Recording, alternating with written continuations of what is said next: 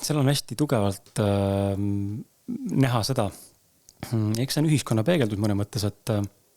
see on vist, ma arvan, kogu aeg olnud läbi erinevate generatsioonide, erinevate valdkondade pidi võib-olla, et inimesed, et me oleme jõudnud nagu sellisesse ajastusse, kus endast hoolitsed ja oled võib-olla,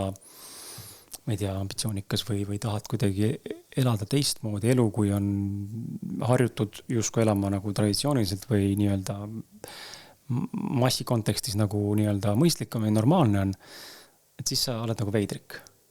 Ja siis kui sa teed mingeid asju, mis sind hävitavad, no ma ei tea, ala rämpstoit või ma söön tervislikult, eks ma söön kodus või ma söön väljas. Et kui ma ütlen kellelegi, ma